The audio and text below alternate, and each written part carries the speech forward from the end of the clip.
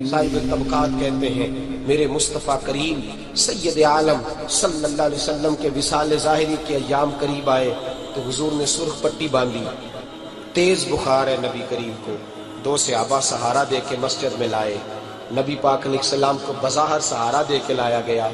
کریم رسول نے لوگوں کو جمع کیا، حضور آج کیا ہونے والا ہے، آج کیا کہا جائے گا، آج کس لیے میٹنگ بلائی ہے؟ نبی کریم کے کل صحابہ جب مسجد میں جمع ہوئے تو کھچا کھچ مسجد بھری ہے۔ وصال ظاہری سے چند یوم پہلے کی بات، نبی پاک نے فرمایا آج تمہیں کوئی جہاد کی ترغیب نہیں دینی، آج کوئی نیا پیغام نہیں دینا، آج تمہیں بتانا ہے کہ رب نے اپنے بندے کو اختیار دیا ہے، چاہے تو دنیا میں رہے چاہے تو اس کی بارگاہ میں حاضر ہو جائے۔ اس عبد نے بارگاہ ربوبیت کی طرف لوٹنے کا ارادہ کر لیا ہے۔ حضرت صدیق اکبر رونے لگے تو صحابہ نے کہا تمہیں کیا ہوا؟ کہنے لگے سمجھ نہیں رہے، کسی کی بات نہیں کر رہے، نبی پاک تو اپنی بات فرما رہے ہیں، اس نے جانے کا ارادہ کر لیا۔ سنیے میرے بھائی، محبوب پاک نے فرمایا بھائی کسی شخص کو میری طرف سے کوئی تکلیف پہنچی ہو تو بدلہ لے سکتا ہے، بدلہ لے سکتا ہے، کسی کو تکلیف پہنچی ہو۔ صحابہ پھوٹ کے رونے لگے، محبوبہ کرم ہی کرم ہوا ہے، رحمت ہی رحمت آئی، آپ کے بارے میں گمان کرنے والا بھی دائرہ ایمان سے نکل جائے۔ حضور آپ کیا فرما رہے ہیں؟ فرمایا نہیں بھائی اٹھو۔ پیچھے سے جناب عکاشہ بن محصن اٹھے، ہاتھ کانپتے ہیں، آگے بڑھے، کہنے لگے یا رسول اللہ ایک جنگ کے موقع پر آپ نے درہ مارا تھا، ننگی پیٹھ پر صفیں سیدھی کراتے، بات دل میں رہ گئی ہے، میں نے بدلہ لینا ہے۔ نبی کریم نے فرمایا بلال دوڑ کے جاؤ، فاطمہ کے گھر درہ پڑا ہے، درہ لاؤ۔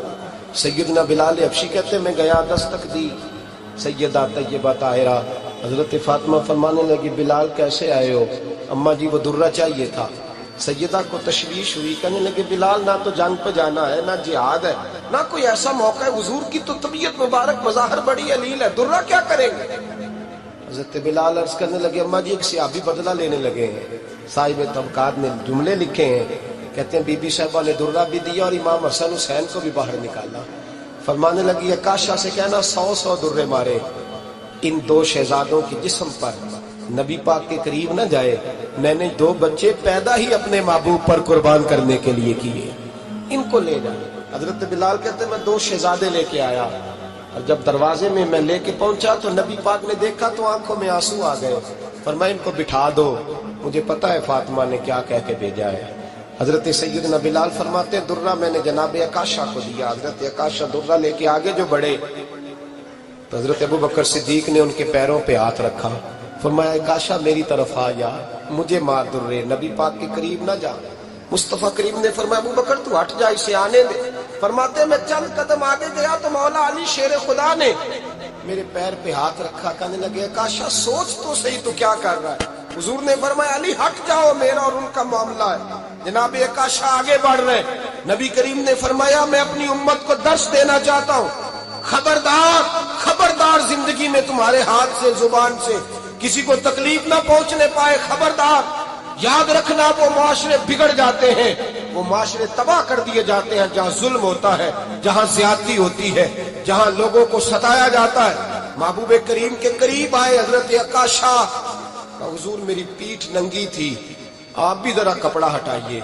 نبی کریم نے پیٹھ سے کپڑا ہٹایا، جناب عکاشہ نے درہ جو اٹھایا تو صحابہ کی چیخیں نکلی، حضرت عکاشہ نے درہ دور پھینکا، حضور کے بطن اطہر سے لپٹ گئے، چومنے لگے، کہنے لگے حضور وہ تو صفیں سیدھی کراتے لگ گیا تھا، آپ نے کہاں مارا تھا؟ یا رسول اللہ میں تو بہانہ بنا رہا تھا کہ جاتی دفعہ مجھے وجود چومنے کا موقع نصیب ہو جائے، مجھے یہ موقع نصیب ہو جائے۔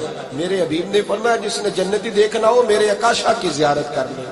بھائی ظلم کا دروازہ کھلا ہوا اور لوگ بھول جاتے ہیں زیادتی کرتے ہیں، وہ بہو سے ہی کیوں نہ کریں، وہ اپنے گھر کے بھول جاتے ہیں کہ شاید پوچھنے والا کوئی نہیں، شاید میزان نہیں لگے گا۔ ایران کے بادشاہ نے اپنے بیٹے کو پڑھانے کے لیے ایک استاد صاحب کا بندوبست کیا۔ استاد صاحب کو کہا کہ میرے بچے کو دین پڑھائیے، میں چاہتا ہوں کل اس نے عنان حکومت کو سنبھالنا ہے تو یہ دین سے آگاہ ہو جائے، اس کو کچھ سکھائیے پڑھائیے۔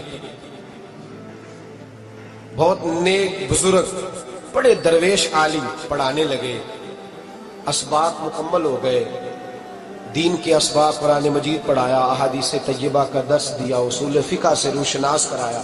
جب بچے نے مکمل تعلیم حاصل کر لی اور آمین ہو گئی، دستار ہو گئی، فارغ ہو گئے، تو پھر ایک دن استاد صاحب نے کہا بیٹے کل تم نے ضرور آنا ہے، کچھ بات کرنی ہے۔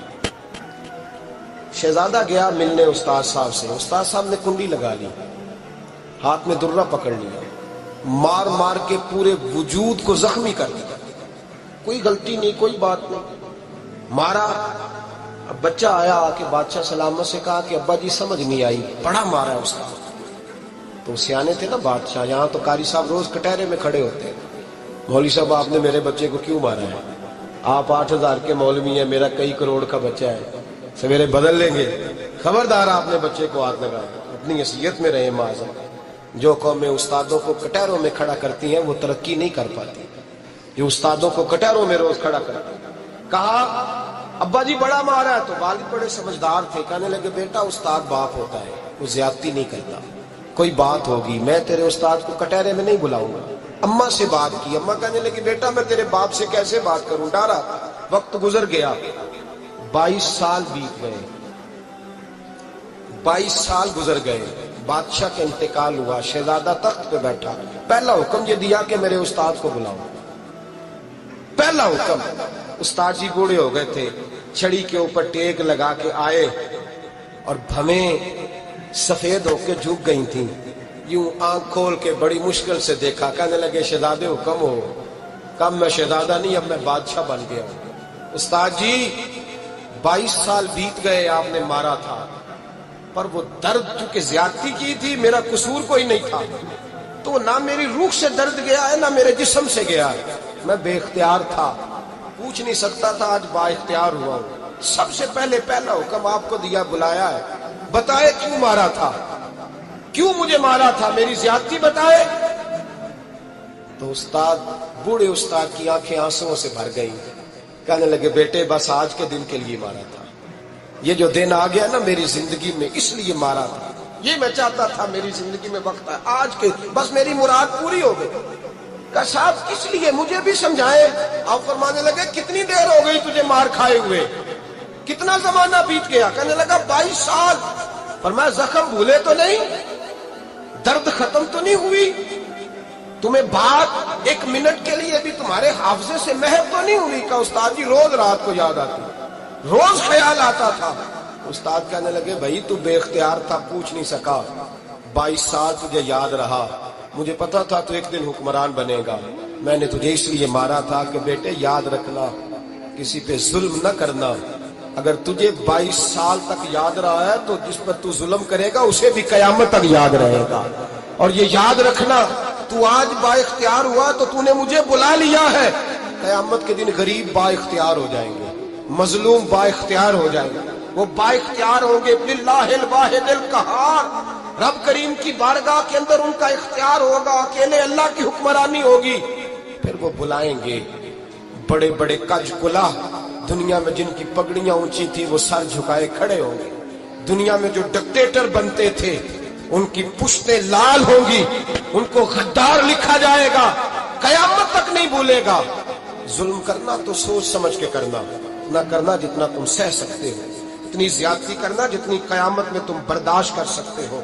میرے نبی کریم صلی اللہ علیہ وسلم نے فرمایا ظلم سے بچو، یہ قیامت کے اندھیروں میں سے ایک اندھیرا ہوگا، زندگی میں زیادتی نہ کریں، اگر تھوڑی دیر کے لیے کوئی چیز برداشت کر جائیں گے تو وہ فائدہ دے جائے گی، کچھ دیر کے لیے اگر سہ جائیں گے تو نفع مل جائے گا، سہنے کی کوشش کریں لیکن زیادتی نہ کریں، نظر کو، سوچ کو، ذہن کو پاک رکھیں، اور میرے بھائی زندگی پوری ظلم سے بچیں، زیادتی سے بچیں۔ امیر المومنین حضرت جناب سیدنا عمر فاروق رضی اللہ تعالیٰ عنہ رات گھر میں تھے تو رونے لگے، بڑی دیر تک روتے رہے، والدہ اٹھی تو صاحبزادے سے کہنے لگی پتہ کرو تمہارے باپ کو کیا مسئلہ ہے۔ شہزادے آئے، کہنے لگے امیر المومنین والد گرامی کیا ہوا؟ تو حضرت عمر فاروق کہنے لگے بیٹا اپنی اماں کو بلاؤ۔ والدہ آ گئی، کیا بات ہے، کچھ طبیعت خراب ہے تو حکیم کا بندوبست کیا جائے۔ تو حضرت عمر کہنے لگے کچھ بھی نہیں، آج مسجد سے نکلا ہوں تو نبی پاک کے صحابہ میری تعریفیں کر رہے تھے، یہ حضرت فاروق اعظم کے وصال کے قریب کے دن ہے. تعریف ایک تو حضرت یہ رونے کی بات ہے کہ خوش ہونے کی؟ آپ فرمانے لگے نہیں، سوچتا ہوں باہر تو میں اچھا رہا ہوں، پتہ نہیں گھر میں ہی کوئی زیادتی نہ ہو گئی ہو، پتہ نہیں تمہارے ساتھ بھی میرے معاملات ٹھیک تھے کہ نہیں. صحابہ تو تعریف کرتے ہیں، رو رہا ہوں تمہاری وجہ سے نہ الجھ جاؤں، بیوی ہی نہ کہے میرا حق ہی ادا نہیں کیا. یہ لفظ کہتے کہتے پہاڑ ہے یہ شخص، کیسر و کسرا کانپتے ہیں. حضرت عمر رو پڑے، بی بی سے کہنے لگے مجھے اللہ کی رضا کے لیے معاف نہیں کر دیتی؟ میرے اوپر بوجھ تھا امت کا، میں ساری رات مدینے کی گلیوں میں پھرتا تھا، دن سارا مسجد میں گزرتا تھا، میں تجھے وقت نہیں دے پایا، معاف نہیں کر دیتی؟ تو زوجہ کہنے لگی نہیں عمر، میں نے بھی زندگی میں اپنا کوئی سکھ چین نہیں دیکھا، کوئی چاؤ پورا نہیں کیا، میں کیسے معاف کر دوں؟ میں نہیں معاف کرتی. حضرت عمر زمین پہ بیٹھ رونے لگے، کہنے لگے چل معاف کر دے. کہنے لگی ایک وعدہ کرو، قیامت کے دن رب کریم کی بارگاہ میں میری سفارش کرو گے؟ اللہ کی بارگاہ میں عرض کرو گے کہ اللہ اچھی تھی، مجھے کپڑے دھو کے دیتی تھی، روٹی پکا کے دیتی تھی، میری عزت کی محافظ تھی؟ جناب عمر کہنے لگے تیرے ساتھ وعدہ ہے، رب اپنے فضل سے عمر کو جنت دے گا تو عمر تجھے جنت میں ساتھ لے کر کے جائے گا، تیرے ساتھ وعدہ ہے. اپنے بھائی جن کے دلوں میں احساس تھا کہ ہم سے کوئی زیادتی نہ ہو جائے کسی جگہ، وہ تو یہاں تک معاملہ کرتے تھے، یہاں تک ان کا خیال رہتا تھا. عزیزو، ایک تو نظر میں حیا پیدا کریں، والدین کی بہت بڑی ذمہ داری ہے. لاکھوں بچے مرضی کی شادیاں کر رہے ہیں، ہزاروں گھر اجڑ رہے ہیں. یہ وہ والا زہر ہے جو ہر گھر میں تیزی سے پھیلتا چلا جا رہا ہے. پہلے ہم کہتے تھے کہ بچہ باہر نہ نکلے، اب کہتے ہیں اللہ کہیں موبائل لے کے تنہا نہ بیٹھ جائے، کہیں تنہا نہ بیٹھ جائے. کیا بنے گا اس کا اگر یہ گندگی اور یہ ایسا نشہ ہے جو اجاڑ کے رکھ دیتا ہے انسان کی توانائیوں کو. ایک تو ذہن کو، طبیعت کو پاک رکھیں، دوسرا زیادتی کبھی نہ کریں. یہ دو سبق اگر امت کو یاد ہو جائیں تو پھر معاشرہ بڑی تیزی سے اصلاح پذیر ہوگا. نہ دیکھو دنیا کیا کہتی ہے، یہ دیکھا کرو رسول اللہ کیا کہتے ہیں. نبی پاک چھوڑ دو ساری دنیا کے دھوکے، سارے فیشن، ساری رسومات، ساری تہمات چھوڑ دو. نبی پاک کی غلامی عزت ہے، حضور کی غلامی. یار بندہ بالکل بے عمل ہونا، بالکل تو میری طرح داڑھی رکھ کے پگڑی باندھ کے بس پہ بھی چڑھ جائے تو کئی لوگ سیٹیں خالی کر دیتے ہیں، کہتے ہیں بزرگوں یہاں آ جائے، حضرت جی یہاں آ جائے. تو پھر عزت کس چیز کی ہوئی؟ سنت مصطفیٰ کی ہوئی نا، پھر عزت نبی پاک کی سنت کی ہوئی نا، وقار کی ہوئی نا. ایک صاحب، ایک بچے نے داڑھی رکھ لی تو مجھے آگے کہنے لگے حضرت جی لوگ بڑے بڑے لقب دینے لگے ہیں. میں نے کہا کیا؟ کوئی کہتا ہے حضرت صاحب، کوئی کہتا ہے قاری صاحب، کوئی کہتا ہے حافظ صاحب، کوئی کہتا ہے علامہ صاحب. تو میں نے کہا تیری موج نہیں بن گئی؟ 4 سالوں میں حفظ ہوتا ہے، تجھے مفت کا لقب مل گیا ہے. درس نظامی 8 سال میں ہوتا ہے، مفت کا علامہ بن گیا ہے. تجھے وقار نہیں دے دیا اللہ تعالیٰ نے؟ عزت میرے اعلیٰ حضرت فرماتے ہیں عزت در رسول سے، عزت حضور کی. اور اعلیٰ حضرت نے ایک بات لکھی ہے بڑی قیمتی، اور میں نا جب کبھی پریشان ہوتا ہوں نا تو میں یہ والی بات کھول کے پڑھتا ہوں. اعلیٰ حضرت یہ بات ڈھارس بنداتی ہے، ڈھارس توانائی دیتی ہے، پورا مضمون باندھا ہے. اعلیٰ حضرت کہتے ہیں بیروپیہ تھا، مداری، روپ بدل بدل کے دکھایا کرتا تھا، بادشاہوں سے انعام لیتا تھا. ایک دن اورنگزیب عالمگیر کے پاس آ گیا، کہنے لگا میں روپ بدلوں گا، اگر آپ پہچان نہ سکے تو میں انعام لوں گا. آپ نے فرمایا میں کوئی ایسے ویسا بادشاہ نہیں، کہا مجھے دھوکہ دینا مشکل ہے. کہا نہیں میں روپ بدلوں گا. حضرت اورنگزیب عالمگیر بڑے نیک بادشاہ گزرے، بڑے پرہیزگار آدمی. وہ بے روپیہ کہنے لگا میں روپ بدلوں گا، آپ نہیں پہچان سکیں گے. فرمایا چل جتنا تیرے اندر زور ہے لگا لے. حضرت نے اعلان کیا کہ میں نے فوجی بھرتی کر دے، 2 ماہ کے بعد ٹیسٹ ہوگا. وہ 2 مہینے دوڑتا رہا، رنگ روپ بناتا رہا. آیا ٹیسٹ دینے، 2-3 سپاہیوں کا امتحان لیا. اس کی باری آئی تو 10 روپے دیے. کہنے لگے تیرے آنے جانے کا کرایہ میں نے تجھے پہچان لیا ہے.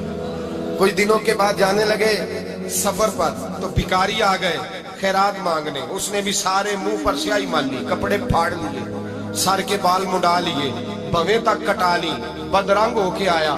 کاسا آگے کیا تو حضرت نے 10 روپے ڈالے. کہنے لگے تیرے آنے جانے کا کرایہ میں نے پہچان لیا ہے.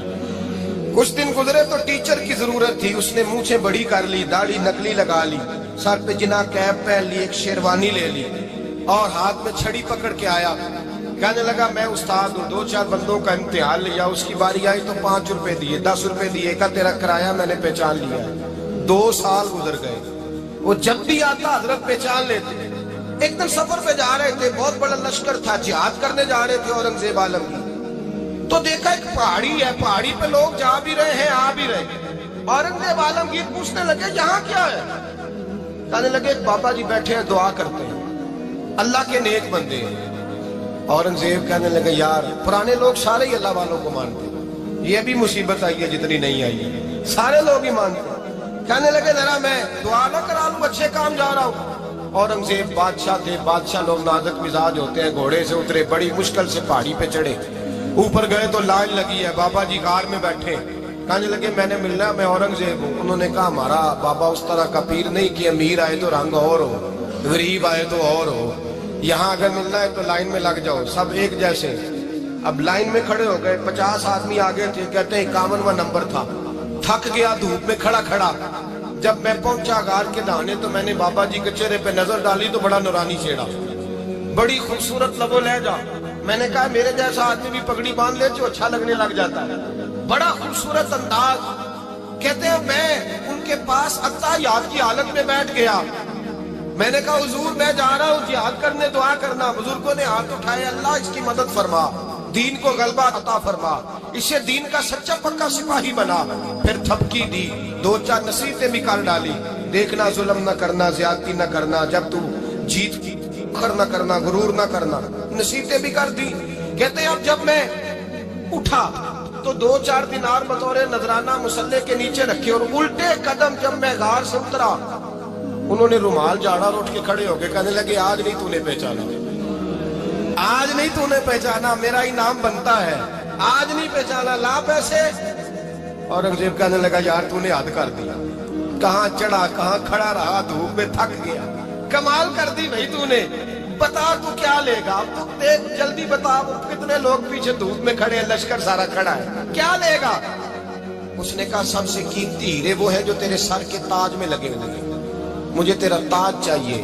اور بھائیو سننا اور یاد رکھنا، میرے اعلیٰ حضرت کہتے ہیں بادشاہ نے سر کے اوپر سے تاج اتارا، بہروپیے کے قدموں میں رکھا اور کہنے لگے یہ لے، اور یہ تو تیرا مانگنے پر میں نے دیا ہے نا، میں واپس آتا ہوں تو آنا میں اپنی مرضی سے بھی تجھے دوں گا، تو نے اورنگزیب جیسے بندے کو دھوکہ دیا، آنا میں اس وقت بھی دوں گا۔ وہ دے کر بس بات ختم ہو گئی، حد ہو گئی، دے کر کہتے ہیں جب میں پلٹا نا واپس، بہروپیے نے آواز دی بادشاہ ٹھہر جا، تو میں نے پلٹ کے دیکھا تو کہنے لگے کہ اپنا تاج لے جا، اٹھا اور لے جا۔ میں نے کہا 2 سال بیت گئے تجھے محنت کرتے، آج قابو آیا تو لے جاؤں۔ کہنے لگا لے جا، مسئلہ سمجھ میں آ گیا۔ میں نے کہا مجھے بھی تو سمجھانا۔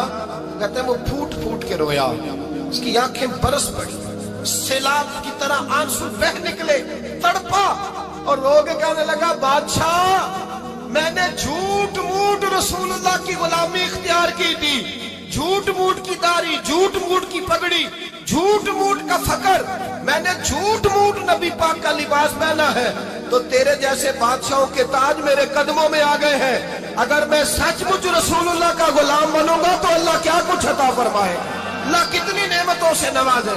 میرے اعلیٰ کیا فرماتے ہیں؟ اعلیٰ حضرت فرماتے ہیں فرشتے بھی کرتے ہیں تعظیم میری۔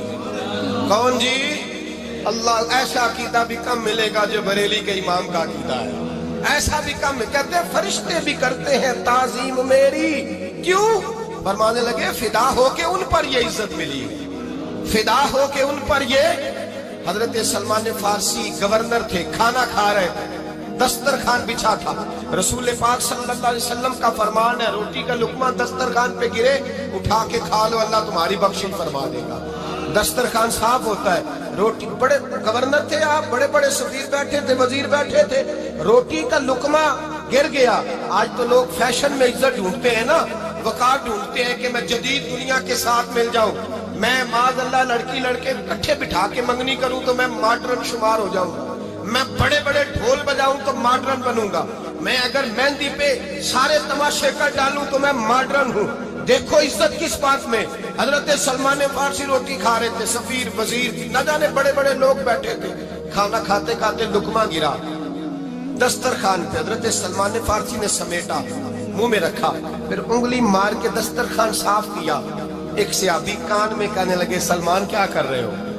کیا کر آپ گورنر ہے، سوچئے تو صحیح، یہ لوگ کیا کہیں گے دنیا دار کے مسلمانوں کو روٹی نہیں ملتی، اٹھا اٹھا کے کھا رہے، کان میں بات کی، کان میں حضرت سلمان فارسی کان میں جواب دے سکتے تھے، کہہ سکتے تھے نہیں ایسے ہی کرنا ہے، انہوں نے کان میں بات کی، لیکن جناب سلمان فارسی اعلیٰ اعلان بولے، کہنے لگے ان 4 5 6 دنیا داروں کے لیے میں اپنے نبی کا طریقہ چھوڑ دوں، اپنے رسول کی سنت چھوڑ دوں، یہ 4 5 دنیا دار دنیا کی طرف دیکھ کے میں مصطفیٰ سے منہ موڑ لوں؟ پھر جوش جذبات میں سر سے پگڑی اتار دی، رونے لگے، آپ فرمانے لگے میں مدینے کے بازاروں میں کھجوریں اتارتا تھا، نوکریاں کرتا تھا، یہ جو میرے سر پر عزت کے بال ہیں یہ محمد عربی کے اگائے ہوئے ہیں، رسول اللہ کے اگائے ہوئے ہیں۔ اور بھائیو حد ہو گئی، حضرت بلال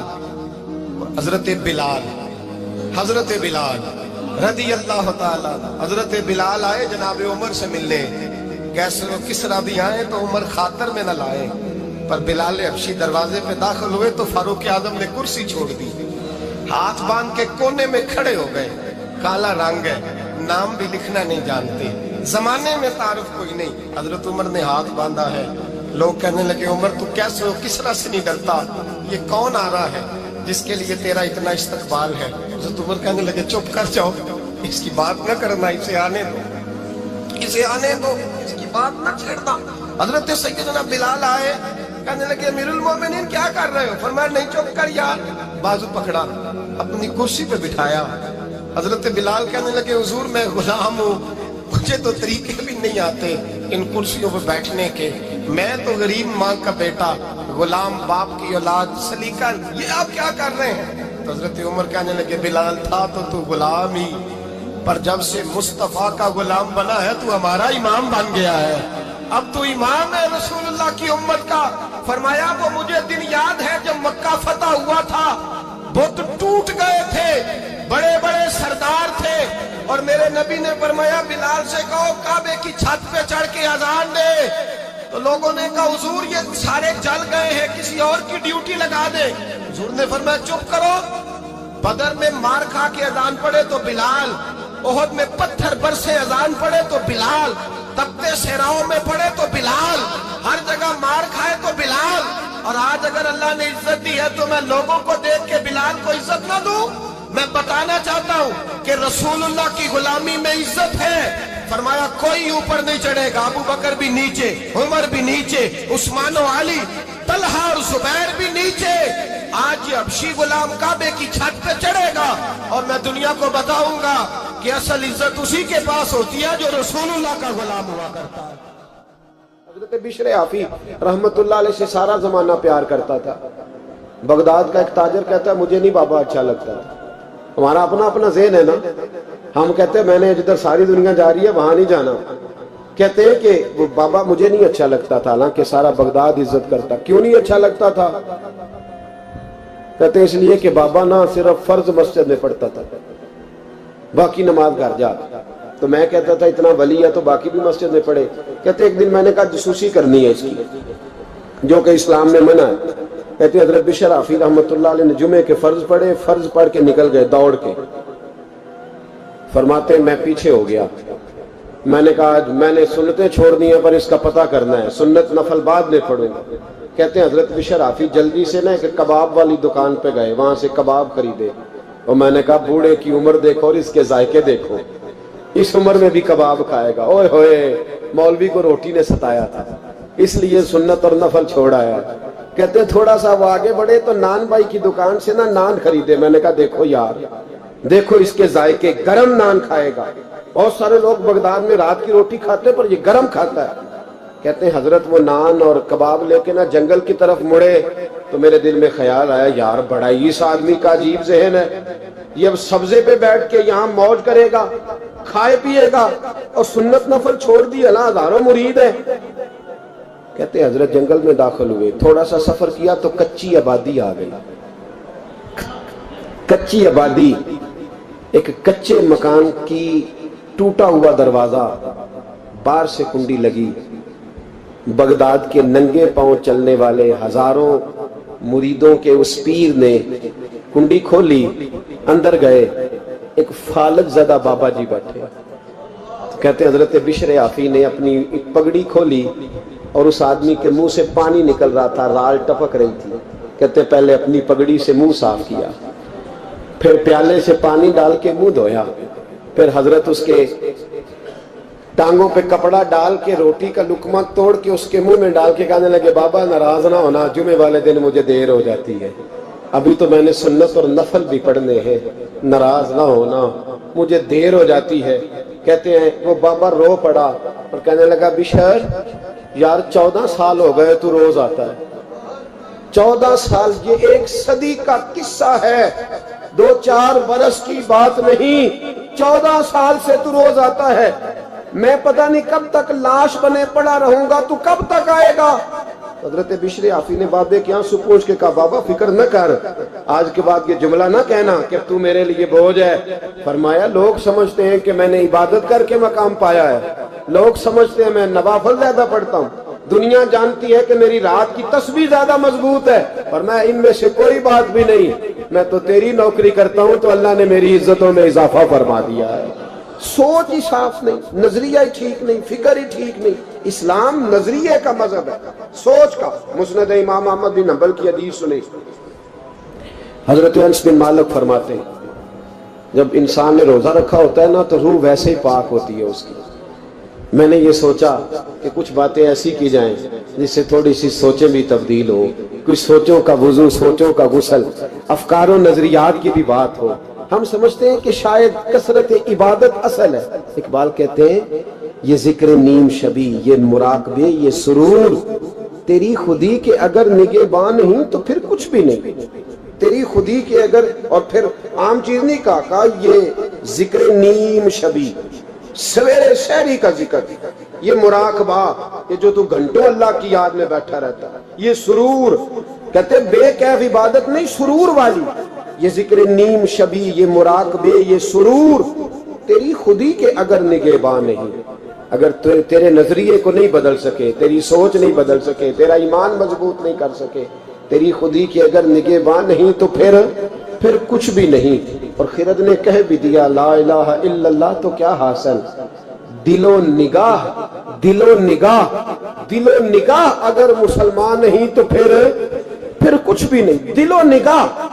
اقبال کہتے ہیں ایک دل کا کلمہ پڑھ، دوسرا نظر کا کلمہ پڑھ، ان پہ پابندی لگا، دل و نگاہ اگر مسلمان نہیں تو پھر تو کچھ بھی نہیں، کچھ بھی نہیں۔ حضرت انس بن مالک کہتے ہیں میں حضور کے پاس بیٹھا تھا، حضرت عبداللہ ابن عمر بھی بیٹھے تھے، کوئی بات ہو رہی تھی، ایک حجرے میں بیٹھے تھے، دروازے پہ دستک ہوئی، مسند امام احمد میں حدیث ہے، نبی پاک علیہ السلام نے فرمایا انس دروازہ کھولو، دروازے پہ وہ بندہ ہے جس کو اللہ بغیر حساب کتاب جنت عطا فرمائے گا، وہ بندہ ہے دروازے پہ۔ حضرت انس بن مالک کہتے ہیں میں نے دروازہ کھولا تو بندہ دیکھا، غریب سا ایک انصاری صحابی، اور بندہ بڑا سادہ، وضو تازہ کر کے آیا ہے تو پانی کے قطرے داڑھی سے بہہ رہے ہیں، اور چمڑے کے جوتے اس نے لپیٹ کے نا تو بغل میں چھپائے ہوئے، آ کے عطیات کی حالت میں بیٹھا، حضور سے 2-4 باتیں کی، چلا گیا۔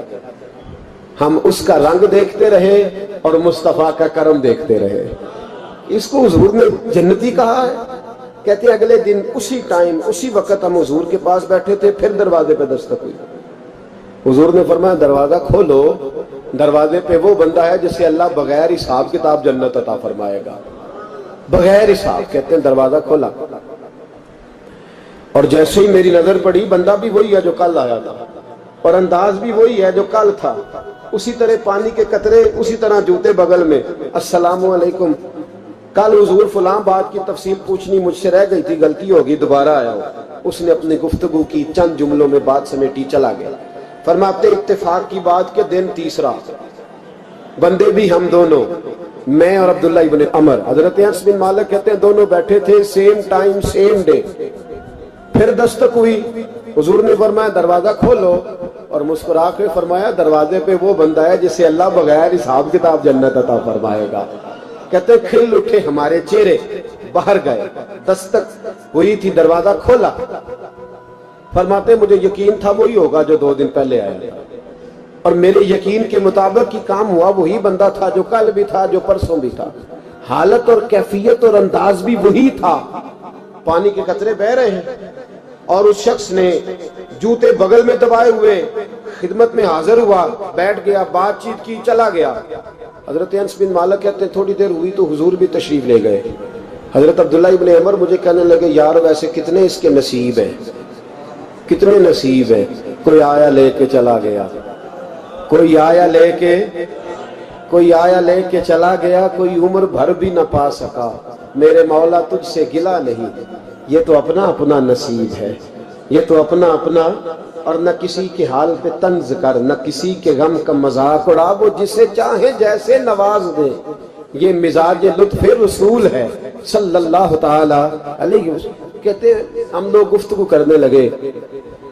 عبداللہ ابن عمر مجھ سے کہنے لگے یار ویسے پتہ کرنا چاہیے یہ کون سا عمل کرتا ہے, پتہ کرنا. ایسے ہم نہیں پتہ کرتے کہ یہ بندہ بڑا چمک گیا, پتہ کرو کون سا کاروبار کرتا ہے, ذرا اس کی جاسوسی تو کرو. اور بندے بھی بڑے سمجھدار ہیں, وہ سائیڈ بزنس نہیں بتاتے. وہ کہتے ہیں وہ جو میرا علیحدہ ہے وہ نہیں بتانا, کہیں یہ نہ شروع کر لے. حالانکہ انسان کے پاس جو خوبی جو اللہ نے اسے دولت دینی ہوتی ہے وہ اپنا اپنا نصیب ہوتا ہے, وہ گھر میں بیٹھے بھی اللہ عطا کر دے. وہ کہتے ہیں کہ پتہ کرو کیا عمل کرتا ہے. تو حضرت عبداللہ ابن عمر کہتے ہیں میں اس کے پیچھے ہو گیا, اس سے سلام لی. تو میں نے کہا مجھے 2-3 دن کے لیے مہمان بنا لو گے, مان نہ مان میں تیرا مہمان. 2-3 دن کے لیے مہمان بنا لو گے. تو کہتے ہیں مجھ سے کہنے لگا کہ گھر میں جھگڑا ہو گیا, کیونکہ پڑوس میں تو تمہارا قریب ہی تو تمہارا گھر ہے, میرے مہمان بننے کو جھگڑا ہے. تو میں نے کہا چلو ایسے ہی سمجھ لو پر مجھے مہمان بنا لو. کہتے ہیں میں 3 دن اور 3 راتیں اس شخص کے ساتھ رہا. وہ کتنا صدقہ کرتا ہے میں نوٹ کرتا رہا, نماز کتنی پڑھتا ہے اس کا کیا. میں چاہتا تھا کہ وہ عمل مجھے ملے. اس کی برکت سے مصطفیٰ نے اسے 3 مرتبہ جنتی فرمایا ہے تاکہ وہ کیفیات مجھے بھی ملے. حضرت عبداللہ ابن عمر کہتے ہیں کہ میں نے کوئی خاص چیز نہیں دیکھی. وہ عشاء پڑھتا تو فجر تک بستر پہ کروٹیں لیتا, اور میں الحمدللہ اٹھ کے تہجد بھی پڑھتا, نوافل بھی پڑھتا. کہتے ہیں وہ 1 سپارہ پڑھتا, میں 3 پڑھتا. فرماتے اس نے 3 دنوں میں کھجور بھی صدقہ نہیں دیے کہ کھجور بھی, اور میں نے بڑے بڑے غریبوں کی مدد کی. میں کہنے لگا کہ عمل تو میرا زیادہ ہے اس سے, پھر خوبی کیا ہے. خاص توجہ کرنا, اسلام اور دین کا جو فکری اساس ہمیں صحابہ نے دی. حضرت عبداللہ ابن عمر کہتے ہیں میں نے تیسرے دن اسے کہا بھائی اللہ تیرا بھلا کرے, تو نے بڑی خدمت کی, میں نے جانا ہے میرا کوئی جھگڑا نہیں ہوا تھا, میں تو بس تیرا عمل دیکھنے آیا تھا کہ تو عمل کیا کرتا ہے. تو وہ صحابی کہتے ہیں مجھے کہنے لگے یار تو میرا عمل دیکھنے آیا تھا, مجھے بتا تو صحیح کیا نے, اور کیوں دیکھنے آیا میرا عمل, تجھے کیا ضرورت پڑی میری جاسوسی کی. تو کہتے ہیں مجھ سے جب اس نے سوال کیا تو میں نے اس کو کہا بھائی تو 3 دن آیا ہے نا, ہم بیٹھے ہوئے تھے. کہا ہاں میں آتا رہا ہوں. کہا 3 دن نبی پاک نے فرمایا اللہ تجھے بغیر حساب کتاب جنت عطا فرمائے گا. تو میں چاہتا تھا کہ میں ذرا جاسوسی کروں, ذرا دیکھوں, کھوج لگاؤں کون سا ایسا عمل ہے. آپ بھی ذرا دھیان دیجئے گا کون سا ایسا عمل ہے. حالانکہ تو عشاء پڑھتا ہے اور اٹھ کے فجر پڑھتا ہے, میں تہجد بھی پڑھتا ہوں, تیرا سپارہ 1 ہے میرے 3 ہے. کون سا ایسا عمل ہے جس کے سبب تجھے جنت ملے گی. کہتے ہیں وہ صحابی کہنے لگے یار کوئی ایسا عمل نہیں, کوئی شے نہیں, میں اس قابل ہی نہیں. من دانم کے من دانم, جو میں ہوں مجھے پتا ہے. کہا پھر کوئی بات تو ہوگی, تیری مہربانی بتا دے, میں نے 3 دن 3 راتیں محنت کی ہے, بتا دے. کہتے ہیں وہ کہنے لگے اگر تجھے بتاؤں نا تو پھر سن. میں جب رات کو سوتا ہوں تو اپنے دل پہ نظر ڈالتا ہوں, اور سویرے جب اٹھتا ہوں تو پھر اپنے دل پہ نظر ڈالتا ہوں, موبائل پہ نہیں, کنجی پہ نہیں کہ چابیاں کدھر ہیں, بٹوے پہ نہیں. میں رات کو سوتے ہوئے بھی اپنے دل پہ نظر ڈالتا ہوں, سویرے اٹھتے ہوئے بھی میں سب سے پہلے اپنے دل پہ نظر ڈالتا ہوں. فرماتے ہیں الحمدللہ میرے دل میں کسی کا حسد نہیں ہے, کسی کے بارے میں کوئی کینہ نہیں, کوئی کسی کے بارے میں میل نہیں. میں اللہ کے ہر بندے کے بارے میں سوچ, نظریہ, فکر اچھی رکھتا ہوں. اور فرمایا میں تیرے بارے میں بھی عبداللہ یہی سوچتا ہوں کہ تو مجھ سے زیادہ نیک ہے. الحمدللہ اس وقت بھی میرا ذہن یہ ہے کہ انس بن مالک مجھ سے زیادہ پرہیزگار ہے. اس وقت بھی میری سوچ یہ ہے کہ محبوب کے سب صحابہ میں سب سے کمزور میں ہی ہوں. نبی عبداللہ ابن عمر کہتے ہیں میں نے اس کا ہاتھ چوما, میں نے کہا سمجھ آ گئی ہے, تیرا نظریہ, تیری سوچ پکی اور سچی مسلمان ہے, تو دل اور روح کا مسلمان ہے, تو نظر اور روح کا مسلمان ہے. یہ سبب ہے کہ اللہ کے رسول نے زمین پر چلتے ہوئے میں تجھے 3 دفعہ جنت کی بشارت عطا فرما دی. جگہ جی لگن کی دنیا نہیں ہے, یہ عبرت کی جا ہے, تماشا نہیں ہے. ملے خاک میں نشاں کیسے کیسے, مکیاں گیلا مکا کیسے کیسے, ملے خاک میں نشاں کیسے کیسے, مکیاں گیلا مکا کیسے کیسے, ہوئے نام نشاں کیسے کیسے, زمین کھا گئی نوجوان کیسے کیسے, جگہ جی لگانے کی دنیا نہیں ہے. اور یاد رکھنا اس بات کو, غور کرے کہ آپ میری طرف دیکھیں میرے بھائی. ایک مکران شاہ بادشاہ گزرا ہے ایران کا, کچھ نرم دل تھا, وہ نہ سیر کرنے نکلا, درمیان میں پل آتا تھا, ایک دریا تھا, اس کا پل تھا, پل کے اس پار جنگل تھا, سبزہ تھا, سیرگاہیں بنی ہوئی تھی. بادشاہ وہاں 2-4 دن رہنے کا ارادہ کیا. جب بادشاہ وہاں پہنچتا ہے نا مکران شاہ, تو اس نے دیکھا کہ وہاں 2-3 دن قیام کرنا ہے, جھیل ہے, سیرگاہ ہے, وہاں اس نے رکنے کا پروگرام بنا لیا. بادشاہ تو علیحدہ اس کے لیے رہائش تھی, سپاہی علیحدہ رہتے تھے. یہاں تو لوگ کہتے ہیں نا وہ پولیس کو ڈانٹتے ہیں, پولیس کو پوچھتے ہیں, اور بھائی پولیس تو تمہارے ماتحت ہوتی ہے, پولیس تو سمجھ گئی ہے کہ تم کس طرح ان سے کام لیتے ہو, ان کو تو تم اپنے تحت رکھتے ہو. پولیس والے علیحدہ رہتے تھے, اس کے ساتھ جو سپاہی گئے ہوئے تھے, گن مین گئے ہوئے. مکران شاہ سیر سپاٹے پہ رہتا تھا. ایک بوڑھی عورت تھی, اس کی ایک گائے تھی, وہ جنگل کے اندر بوڑھی رہتی تھی, گائے اس کی وہاں چرتی رہتی تھی. شام کو وہ گائے گھر لوٹتی, بوڑھی دودھ پی کے سو جاتی. سپاہی اس بوڑھی کے پاس آئے, کہنے لگے تیری گائے بڑی صحت مند ہے, ہمارے ہاتھ بیچ دے. بوڑھی نے کہا میرے بڑھاپے کا سہارا ہے, اس کا دودھ پی کے میں زندہ ہوں, بیچوں گی نہیں. وہی والا کام جو ہمارے ملک میں ہوتا ہے کہ قیمت کے ساتھ زمین دینی ہے کہ مفت دینی ہے. جب بڑے آدمی کو پسند آ جاتی ہے تو کہتے ہیں مول دینی ہے کہ مفت دینی ہے. دینی پڑتی ہے, غریب ہے, کیا کرے, مجبور ہے, مظلوم ہے. کہا بوڑھی عورت سے سپاہیوں نے بیچ دے, کہا نہیں. کہنے لگے نہیں بیچے گی تو ہم لے لیں گے. اس عورت کی گائے زبردستی سپاہی ذبح کر کے کھا گئے. بوڑھی نے بادشاہ تک پہنچنا چاہا لیکن اس کو پہنچنے نہ دیا گیا, منع کر دیا گیا. اس کی رسائی نہ ہو سکی, غریب عورت تھی. جس دن مکران شاہ واپس آ رہے تھے نا سیر کر کے, پل سے گزر رہے تھے, تو کسی نے بوڑھی سے کہا کہ بادشاہ گزرے گا. وہ چھپ کے پل پہ بیٹھ گئی, اور مکران شاہ جب پل سے گزرنے لگے تو بوڑھی آگے آئی اور اس کے گھوڑے کی لگام پکڑی. ایسا جملہ کہا کہ مکران شاہ چکرا کے زمین پہ گرا. اور بوڑھی کہنے لگی مکران شاہ تیرے سپاہی میری گائے ذبح کر کے کھا گئے ہیں, تو بتا اس کا حساب اس پل پہ کھڑے ہو کے دینا کہ پل صراط پہ دینا ہے. بتا یہاں کھڑے ہو کے دے گا کہ وہاں کھڑے ہو کے دے گا, بول. ارباب اقتدار, حکومت کے ایوانوں میں بیٹھنے والوں, بتاؤ زینب کا حساب قصور کے چوک میں کھڑے ہو کے دو گے کہ میدان محشر کے چوک میں کھڑے ہو کے دو گے؟ بتاؤ کہاں حساب دینا ہے, یہاں دینا ہے کہ وہاں دینا ہے؟ حساب تو بہرحال تمہیں دینا ہے. اس قوم کو اس کا حساب تو, زینب کا حساب تو دینا ہے, دینا پڑے گا, دیا جائے گا, پوچھا جائے گا. بتاؤ یہاں دینا ہے کہ وہاں دینا ہے؟ دینا تو پڑے گا.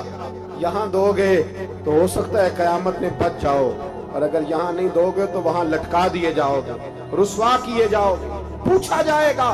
مکران شاہ چکرا کے گرا زمین پہ اور گر کے کہنے لگا بی بی میں وہاں حساب نہیں دے سکتا, 2 دینا یہی لے لے. جو لینا ہے یہیں لے لے، آ جاؤ، وقت ہے، گنجائش ہے، مہلت کے دنوں میں توبہ کر لو، پلٹ آؤ، اللہ کے حضور حاضر ہو جاؤ۔ اس معاشرے کو صفائی کی ضرورت پڑ گئی ہے۔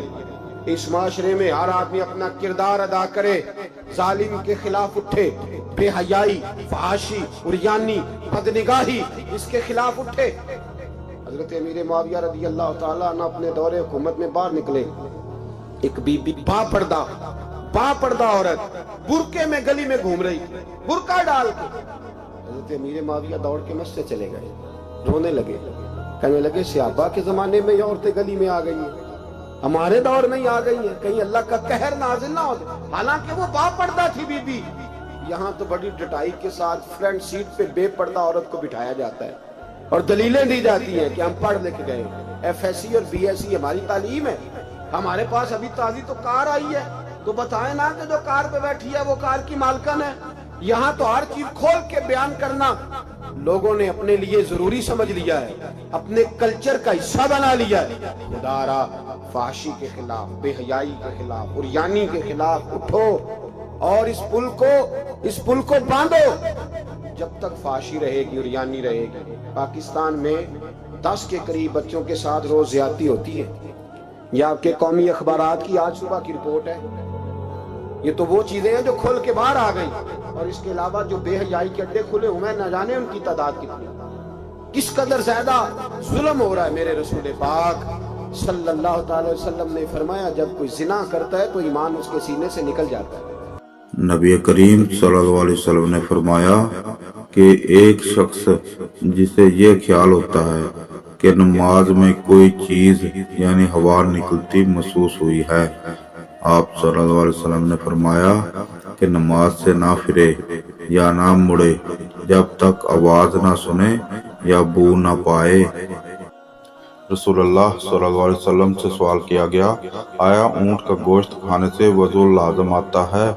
آپ نے فرمایا اس سے وضو کیا کرو۔ سوال کیا گیا کہ بکری کے گوشت سے؟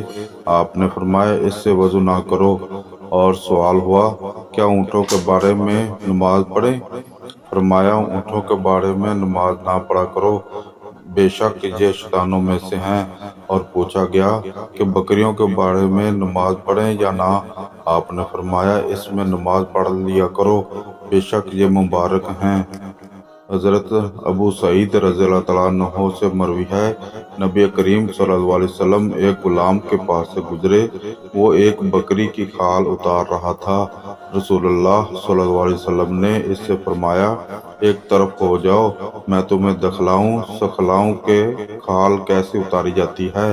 چنانچہ آپ نے اپنا ہاتھ کھال اور گوشت کے درمیان داخل کر دیا اور اسے تنسایا حتیٰ کہ بغل تک چھپ گیا۔ پھر آپ تشریف لے گئے اور لوگوں کو نماز پڑھائی اور وضو نہیں فرمایا۔